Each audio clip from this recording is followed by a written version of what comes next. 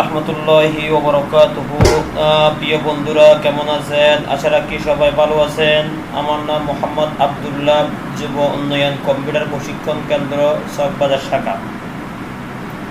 প্রিয় বন্ধুরা, আজকে আমি আপনাদেরকে যে বিষয়টা নিয়ে আলাপ করব, ওই বিষয়টির নাম বলা হয় মাইক্রোসফট অফিস ওয়ার্ড। মাইক্রোসফট এটা একটা সফটওয়্যার। এই সফটওয়্যারের মালিকের নাম বলা হয়, এই সফটওয়্যারের প্রতিষ্ঠাতা হচ্ছে বিল গেটস। পৃথিবীর মধ্যে সর্বশ্রেষ্ঠ ধনী ব্যক্তি কাতার মধ্যে বিল গেটস একজন ধনী ব্যক্তি। মাইক্রোসফটের মধ্যে 4টি অপশন রয়েছে। Number 1 Microsoft Office Word, number 2 Microsoft Office Excel, number 2 Microsoft Office Access, number 2 Microsoft Office PowerPoint, সংক্ষেপে MS Word, number 2 MS Excel, number 3 MS Access, number 4 MS PowerPoint. MS ওয়ার্ডের মধ্যে lecture 1 হচ্ছে কি বাংলা লেখার পদ্ধতি। বাংলা লেখার জন্য যে কাজটি করতে হবে, আজকে আমি অতি অল্প সময়ে অতি দ্রুত গতিতে বাংলা টাইপ করার নিয়ম দেখানো হবে। কিভাবে? আশারে ক্লিক করলাম, সেখান থেকে যে অপশনটি দেখা যাচ্ছে এটার নাম বলা হয় মাইক্রোসফট অফিস ওয়ার্ড। এই অপশনটি এই জায়গাতে নাও থাকতে পারে। এই অপশনটি এই জায়গাতে না থাকলে কিভাবে বের করবেন? এই জায়গাতে না থাকলে স্টাডি ক্লিক করলাম, অল প্রোগ্রামে ক্লিক করলাম। এটার নাম লেখা আছে মাইক্রোসফট অফিস। এই মাইক্রোসফট অফিসে ক্লিক করলাম, এটার নাম লেখা আছে মাইক্রোসফট অফিস ওয়ার্ড 2007। এগুলোর নাম বলা হয় ভার্সন। মাইক্রোসফটের মধ্যে অনেকগুলো ভার্সন আছে। 2003, 2007, 2010, 2013, 2016 অনেকগুলো ভার্সন আছে। আপনি যে কোনো একটি ভার্সন ব্যবহার করতে পারবেন। দেন আমি এই অপশনে ক্লিক করলাম। এই অপশনে ক্লিক করার পরে আমাদের আজকের লেকচারটি বাংলা লেখার পদ্ধতি। বাংলা লেখার জন্য আমাদের যে 5টি নিয়ম রয়েছে, এই 5টি নিয়মগুলি একবার আমরা পড়ব। কিভাবে লেখা আছে এমএস ওয়ার্ড, অবশ্যই আপনারা দেখতে পাচ্ছেন এমএস ওয়ার্ড। তারপর লেখা আছে লেকচার 1। তারপর লেখা আছে বাংলা লেখার ক্ষেত্রে 5টি শর্ত রয়েছে। যথা 1 নাম্বার, বাংলা লেখার সময় SUTONNYMJ এটার নাম বলা হয় সুতুনি এমজে। এই সুতুনি এমজে এগুলোর নাম বলা হয় ফন্ট, FONT। বাংলার জন্য কিছু বাংলার ফন্ট থাকে, ইংলিশ লেখার জন্য যে ইংলিশ ফন্ট থাকে। বাংলার ফন্ট দিয়ে বাংলা লেখা হয়, ইংলিশ ফন্ট দিয়ে ইংলিশ লেখা হয়। এই সুতুনি এমজে এই ফন্টটি এই জায়গাতে এই সুতুনি এমজে এই ফন্টটি আবার এভাবেও বলা হয়, এভাবেও দেখায়। কিরকম? জ বিসর্গ ড হ হু গ আও। বাংলা লিখতে গেলে এই ফন্ট অথবা এই ফন্ট দুইটা কিন্তু একই কথা। যে কোনো এই ফন্টটি সিলেক্ট করতে হবে। কেমন সিলেক্ট করব দেখাচ্ছি। এই জায়গাতে লেখা আছে ক্যালিব্রি বডি। ক্যালিব্রি বডি বর্তমানভাবে যে ক্যালিব্রি আছে এটা হচ্ছে ইংলিশ ফন্ট, কিন্তু আজকে আমাদের মূল উদ্দেশ্য বাংলার ফন্ট। সেহেতু ক্যালিব্রি বডি এর পরিবর্তে আপনাকে সুতুনি এমজে সিলেক্ট করতে হবে। কেমনে করব দেখানো হচ্ছে। ডান দিকে একটা ছোট্ট চিহ্ন দেখা যাচ্ছে, আপনিও দেখতে পাচ্ছেন। এই চিহ্নতে ক্লিক, এই চিহ্নের এখানে ক্লিক করলাম। এটার নাম বলা হয় ওই যে জব চন্দ্রবিন্দু বিসর্গ ড হ হু গ আও। এই ফন্টে ক্লিক করলেই বাংলা সিলেক্ট হয়ে যাবে। এই বাংলা সিলেক্ট হয়ে গেল, দ্যাট মিনস সুতুনি এমজে সিলেক্ট হয়ে গেছে। অথবা আপনি এভাবে সিলেক্ট না করেও পারবেন। কিভাবে? মাউস দিয়ে এই মাউসের লেফট বাটন চেপে ধরে এই অংশটি মার্ক করার পর SUTUNNYMJ লিখে এন্টার দিলাম। নাম্বার 2 কি লেখা আছে? নাম্বার 2 হচ্ছে কি মাউস দ্বারা বিজয় বায়ান্ন চিহ্নতে ক্লিক করে সবুজ কালার করতে হবে। কিভাবে? কিন্তু প্রশ্ন হচ্ছে বিজয় বায়ান্ন এই জিনিসটা কি? বিজয় বায়ান্ন হচ্ছে কি বাংলা লেখার মাধ্যম। বাংলা লেখার জন্য দুইটি সফটওয়্যার রয়েছে, একটার নাম বলা হয় বিজয়, একটার নাম বলা হয় অব্র। বিজয়ের মালিক হচ্ছে কি মুস্তাফা জব্বর, আমাদের দেশের একজন মন্ত্রী, ডাক ও টেলিযোগাযোগ মন্ত্রী। আর অব্র এর মালিকের নাম হচ্ছে কি মেহেদি হাসান। আমি অব্র সম্পর্কে নেক্সট ক্লাসে বিস্তারিত কথা বলবো। আজকে বিজয় সম্পর্কে কথা বলবো। বিজয় কি লেখা আছে?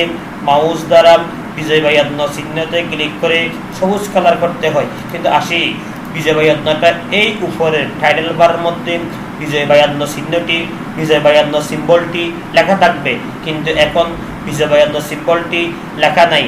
লেখা না থাকলে মনে রাখতে হবে আপনার কম্পিউটারে সফটওয়্যারটি ইনস্টল করা নেই। ওই সফটওয়্যারটি ইনস্টল করা না থাকলে বিজয় বায়ান্ন সফটওয়্যার উপরে এই সিম্বলটি, এই চিহ্নটি আসবে না। আর এই সফটওয়্যারটি ইনস্টল করা থাকলে উপরের এই টাইটেল বারের মধ্যে ওই সিম্বলটি চলে আসবে। অনেক সময় ইনস্টল করার পরেও উপরে এই টাইটেল বারের মধ্যে ওই সিম্বলটি নাও আসতে পারে। তখন স্টাডি ক্লিক করলাম, অল প্রোগ্রামে ক্লিক করলাম। এর নাম কি লেখা আছে? Start up. এই জায়গাতে ক্লিক করলাম, এর নাম কি লেখা আছে? বিজয় বায়ান্ন। এই বিজয় বায়ান্ন ক্লিক করলাম, ওই যে চলে আসছে বিজয় বায়ান্ন চলে আসছে। এইটি বিজয় বায়ান্ন। এই বিজয় বায়ান্নের মধ্যে এই সিম্বলটি একবারে ক্লিক করলে, এই চিহ্নটি একবার ক্লিক করলে সবুজ হয়, একবার ক্লিক করলে লাল হয়। সবুজ থাকলে বাংলার মাধ্যম, লাল থাকলে ইংলিশ মাধ্যম। একবার ক্লিক করলাম সবুজ হয়ে গেল, আবার ক্লিক করলাম লাল হয়ে গেল। একবার ক্লিক করলাম ভিতরের অংশ সবুজ হয়ে গেল, আবার ক্লিক করলাম ভিতরের অংশ লাল হয়ে গেল। আবার ক্লিক করলাম ভিতরের অংশ সবুজ হয়ে গেল। সবুজ থাকলে বাংলার মাধ্যম, আবার ক্লিক করলাম লাল হয়ে গেল, লাল থাকলে ইংলিশ মাধ্যম। অথবা আপনি চাইলে মাউসের মাধ্যমে করতে পারবেন। মাউসের মাধ্যমে করার জন্য ডান দিকটা ছোট্ট চিহ্ন আছে, এই জায়গাতে ক্লিক করলেন বিজয় ক্লাসিকে ক্লিক করলেন বাংলার মাধ্যম। আমি আবার এই জায়গাতে ক্লিক করলে ইংলিশ অপশনে ক্লিক করলে ইংলিশ মাধ্যম। অথবা আপনি মাউসের মাধ্যমে না করে কিবোর্ডের মাধ্যমে করতে পারবেন। কিবোর্ডের মাধ্যমে বাংলার মাধ্যম, ইংলিশ মাধ্যম, একবার লাল একবার সবুজ করতে গেলে কন্ট্রোল এবং অল্টার একসাথে চেপে ধরে একবার বি দিলাম। বি মানে হচ্ছে কি বাংলাদেশ লিখতে গেলে যে বি আছে ওই বিটা, বিজয় লিখতে গেলে যে বি ওই বিটা দিতে হবে। কন্ট্রোল এবং অল্টার দুইটি একসাথে চেপে ধরে আবার বি দিলাম। আবার কন্ট্রোল অল্টার দুইটি একসাথে চেপে ধরে একবার বি দিলাম। নাম্বার 3 কি লেখা আছে? একটু আমরা নাম্বার 3 দিকে যাচ্ছি। উপরের যে কোনো বর্ণ লেখার জন্য কিবোর্ড থেকে শিফট চেপে ধরতে হয়। তাহলে কিবোর্ড থেকে কেমনে শিফট চেপে ধরব দেখানো হচ্ছে। মনে রাখবেন প্রত্যেকটি কিতে দুইটি করে বাংলা বর্ণ রয়েছে, একটা নিচের বর্ণ আর একটা উপরের বর্ণ। উপরের বর্ণগুলো আনতে গেলে আপনাকে শিফট চেপে ধরতে হবে, নিচের বর্ণগুলো আনতে গেলে আপনাকে কোনো কিছু চেপে ধরতে হবে না। উপরের বর্ণগুলো আনার জন্য শিফট করতে হয়। কিভাবে দেখানো হচ্ছে। আমি লেখার সাইজটা বড় করব, যেটাকে আমরা বলি ফন্ট সাইজ। এই জায়গাতে ক্লিক করলাম, লেখার সাইজটা বড় করলাম। এখন লিখবো যে আমি ক লিখব, ক দিলাম, স্পেস আছে স্পেস দিলাম। কিন্তু এই বর্ণের মধ্যে দুইটি বর্ণ দেখা যাচ্ছে, একটা নিচে আছে একটা উপরে আছে। নিচে আছে ক, উপর আছে খ। এই খ বর্ণটি আনতে গেলে আপনাকে শিফট চেপে ধরতে হবে। আমি শিফট চেপে ধরলাম, উপরে খ বর্ণটি প্রেস করলাম। কিন্তু কথা হচ্ছে কি, ততক্ষণ পর্যন্ত উপরে বর্ণটি উঠে নাই, এতক্ষণ পর্যন্ত শিপ ছেড়ে দেওয়া যাবে না। নাম্বার 3 শেষ। নাম্বার 4 কি লেখা আছে? কিন্তু নাম্বার 3 অ্যাপ্লাই করার সময় ক্যাপস লকটি আপনাকে অফ রাখতে হবে। বাংলা লিখতে গেলেই আপনাকে ক্যাপস লকটি অফ রাখতে হবে। নাম্বার 3 শেষ। নাম্বার 4 যুক্ত বর্ণ। নাম্বার 4 কি লেখা আছে? যুক্ত বর্ণ লেখার ক্ষেত্রে দুইটি বর্ণের মাঝখানে জি দিতে হয়। যুক্ত বর্ণ লেখার ক্ষেত্রে দুইটি বর্ণের মাঝখানে জি দিতে হয়, অর্থাৎ প্রথম বর্ণ plus G plus G plus দ্বিতীয় বর্ণ। যেমন কি আমি এখন রক্ত লিখবো, এটা কেটে দিলাম। রক্ত লেখার জন্য বন্ধু র দিলাম, রর পরে আছে খ এবং ত। এই দুটি বর্ণকে যুক্ত করতে গেলে মাঝখানে একবার জি অ্যাপ্লাই করতে হবে। কিরকম? আরেকটা কথা বলে ফেলি, জি দ্বারা যুক্ত বুঝাই, জি দ্বারা পছন্দ বুঝাই। একবার ক দিলাম, একবার জি দিলাম, একবার ত দিলাম, স্পেস দিলাম। কিন্তু এই ক এবং ত দুইটি বর্ণের মাঝখানে একবার জি দেওয়া যাবে, দুইবার জি, তিনবার জি, অথবা জিটা সেভে ধরেও যাবে না, অনলি ফর অ্যাক্টিভ। দুইবার দিলেও হবে না জি, তিনবার দিলেও জি হবে না, জি দিতে হবে অনলি ফর একবার। যেমন কি দপ্তর লিখবো, দপ্তর লেখার সময় একবার ফ দিলাম, একবার ফ দিলাম, একবার জি দিলাম, একবার জি দিলাম, একবার ত দিলাম, বন্ধ র দিলাম। যেমন কি বিজ্ঞান লিখবো, বিজ্ঞান লেখার জন্য প্রথমে দিব রসিকার, তারপর ব, প্রথমে দিলাম রসিকার, তারপর দিলাম ব। বিজ্ঞান, তারপর দিলাম বর্গের জ। তারপর বর্ণের মধ্যে দুইটি বর্ণ, কোন কোন বর্ণ? বর্গের জ এবং নিয়। এই বর্গের জ এবং নিয় দুইটি বর্ণের মাঝখানে একবার জি অ্যাপ্লাই করব। একবার বর্গের জ দিলাম, একবার জি দিলাম। তারপর নিয়টা কিন্তু হ বর্ণের উপরে, উপরে বর্ণ নিয়টি হ বর্ণের উপরে হওয়ার কারণে আপনাকে শিপ চেপে দিতে হবে। শিপ চেপে দিলাম, আকার আকার দিলাম, দন্তীয় ন দিলাম, স্পেস দিলাম। তারপর নাম্বার কি লেখা আছে? Last number 5। লাস্ট নাম্বার 5 কি লেখা আছে? 8টি স্বরবর্ণ কোনো কিবোর্ডে থাকে না, সেগুলো লেখার নিয়ম। প্রত্যেকটি কিতে 8টি বাংলা বর্ণ থাকে না। কি কি? রসি, দীর্ঘি, রস, দীর্ঘ, রি, এ। এই বর্ণগুলো না থাকলে কি হবে?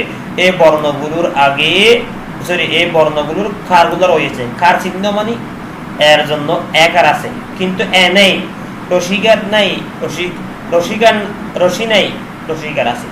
এই কার চিহ্ন থেকে আপনাকে বর্ণগুলো আনতে হবে। কিভাবে?